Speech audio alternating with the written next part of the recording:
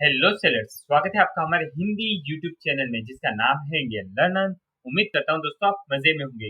अगर आप मिंत्रा के एग्जिस्टिंग सेलर है या फिर हाल ही में अपना बिजनेस स्टार्ट किया है मिंत्रा पे, तो ये वीडियो काफी हेल्पफुल रहने वाली है, क्योंकि मिंत्रा का कोई भी सेलर अगर ऑनबोर्ड होता है तो उसके पैनल पे एडवर्टाइजमेंट टैब डिसेबल होता है, तो आपको एनेबल करवाना रहता है। उसका प्रोसेस क्या है, तो उस पर हमने ऑलरेडी एक डिटेल में वीडियो बना रखी है, उसका लिंक इस वीडियो के डिस्क्रिप्शन में रख दूंगा। ये वीडियो एंड होने के बाद आप डायरेक्टली चेकआउट कर सकते हो, ठीक है।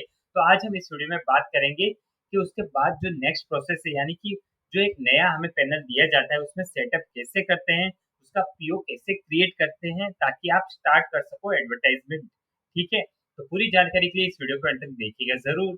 तो चलिए शुरू करते हैं।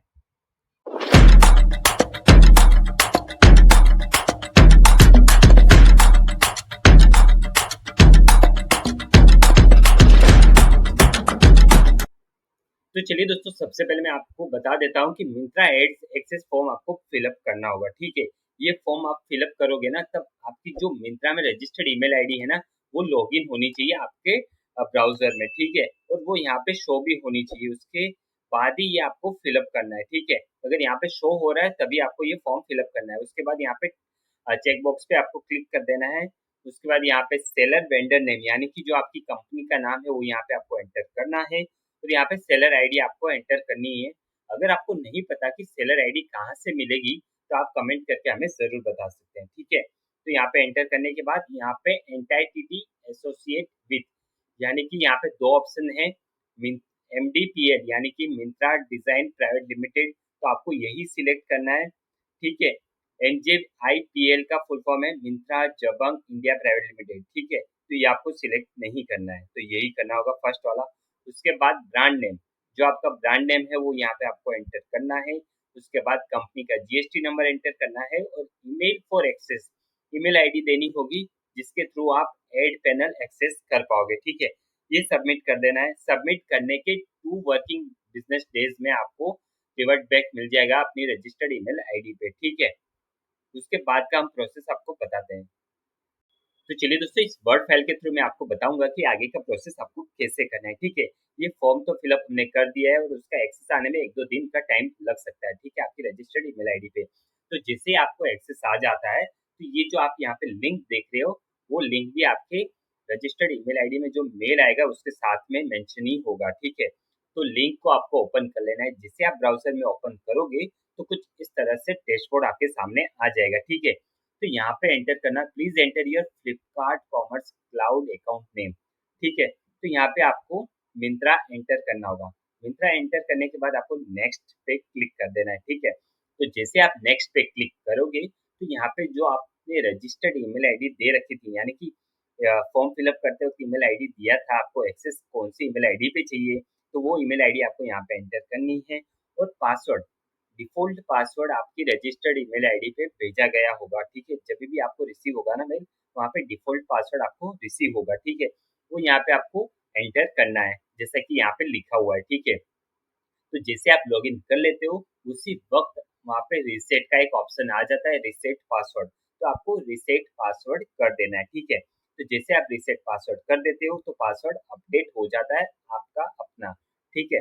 उसके बाद फिर से आपको लॉगिन कर देना है और पीओ क्रिएट करना है, ठीक है। पीओ क्रिएट करने का प्रोसेस क्या है, तो सबसे पहले लॉगिन करोगे आप। लॉगिन करने के बाद आपको जाना होगा गो टू एड अकाउंट और वॉलेट में, ठीक है। वॉलेट में यहाँ पे आपको आ जाना है।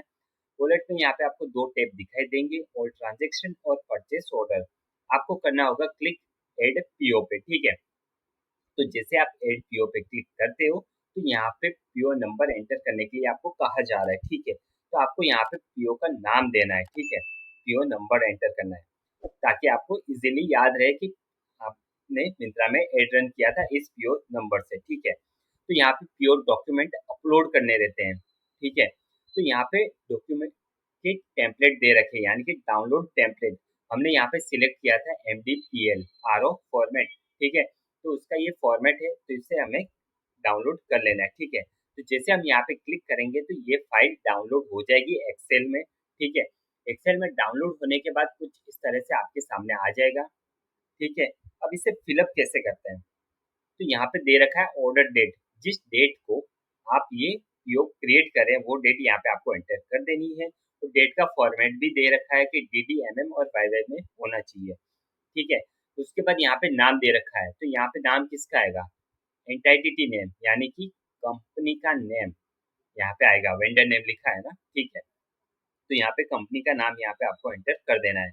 बिलिंग एड्रेस जो आपके जीएसटी में है वो यहाँ पे आपको बिलिंग एड्रेस डाल देना है, ठीक है। उसके बाद आपका पान कार्ड नंबर, उसके बाद GST number, contact name, contact person का नाम, फोन नंबर, ईमेल आईडी, आपको इतनी डिटेल्स आपको एंटर कर देनी, ठीक है। उसके बाद यहाँ पे लिखा है कि पीओ इन्फॉर्मेशन, यहाँ पे जो आप पीओ नंबर दोगे उसका इन्फॉर्मेशन यानी कि इसका नाम यहाँ पे एंटर करना है। यहाँ पे लिखा है alpha numeric PO number should be unique होने चाहिए, ठीक है। पीओ स्टार्ट डेट और पीओ एंड डेट, पीओ की स्टार्ट डेट आज की रहेगी और एंड डेट कब तक की रखें, 90 डेज का होना चाहिए, यानी कि 90 डेज के अंदर आप रख सकते हो। ये नहीं कि 120 डेज या 95 डेज, 3 महीने का टाइम पीरियड आप रख सकते हो, ठीक है। तो यहाँ पे आपको एंटर करना है। उसके बाद यहाँ पे आपको एंटर करना है अमाउंट, कितने का आपको पीओ क्रिएट करना है, ठीक है। एडवर्टाइजमेंट बजट कितना आपको अलॉट किया गया है उसके अकॉर्डिंग आपको यहाँ पे अमाउंट एंटर करना होगा, ठीक है। तो यहाँ पे 20,000 ऐड किया हुआ है, तो बिना जीएसटी का 20,000 यहाँ पे हमने एंटर किया है। तो जैसे आप यहाँ पे 20 ऐड करोगे 20,000, जीएसटी ऑटोमेटिक कैलकुलेट हो जाएगा। तो यहाँ पे आप देख सकते हो 18% जीएसटी यानी कि 3600 काउंट हो चुका है, और यहाँ पे 23,600 टोटल यानी कि जो पीओ क्रिएट होगा तो ये इतना अमाउंट का होगा, ठीक है। और इतना अमाउंट आपके सेलर अकाउंट से डिडक्ट होगा, ठीक है। और जो वॉलेट में ऐड होगा आपका बैलेंस वो 20,000 ही होगा, ठीक है। इतना करने के बाद अगर आपको डिटेल्स में थोड़ा जानना है कि जो पीओ की डेट है यानी कि ऑर्डर डेट है उसका फॉर्मेट क्या रहेगा, जैसा कि मैंने आपको बताया था, एग्जाम्पल दे रखे हैं। और वेंडर नेम में मैंने आपको बताया था ऑर्गेनाइजेशन नेम यानी कि कंपनी का नाम रहेगा। बिलिंग एड्रेस वही है जैसे कि मैंने आपको बताया था, the vendor billing address should be clearly visible, if not the PO will be rejected, make sure to wrap or run wrap the text or expand the cell if it is not properly visible, ठीक है। Properly visible होना चाहिए। उसके बाद PAN and GST, KYC and GST details should be fill out, ठीक है। Contact person name, phone number और email ID जैसा कि मैंने आपको आगे बताया था, ठीक है। तो द एड्रेस एंड द पान GST details should match the details in account details, जो ये बिलिंग डिटेल्स है उससे मैच होना चाहिए, वो आपको क्रॉस चेक कर लेना है पीओ क्रिएट करते वक्त, ठीक है। उसके बाद पीओ का नंबर हम कैसे एंटर करेंगे, तो यहाँ पे लिखा ही है, ठीक है। इस तरह से आप क्रिएट कर सकते हो। तो यहाँ पे क्लियरली ये भी लिखा है कि पीओ का स्टार्ट डेट और एंड डेट कितना रखना चाहिए। तो maximum Spain allow is 3 month यानी कि 90 डेज जैसे कि मैंने आपको बताया था, ठीक है। तो यहाँ पे दे रखा है, ये फिलअप कुछ इस तरह से होगा आपका, ठीक है। और अमाउंट भी कुछ इस तरह से ऐड होगा, ठीक है। फिर यहाँ पे फॉर्म के नीचे एक्नॉलेजमेंट आएगा, वहाँ पे आपको टिक मार्क करना है, ठीक है। टिक मार्क करते ही आपको इस जो एक्सेल फाइल है उसको सेव करना होगा पीडीएफ में, ठीक है। पीडीएफ में फाइल को सेव करके अपलोड कर देना है।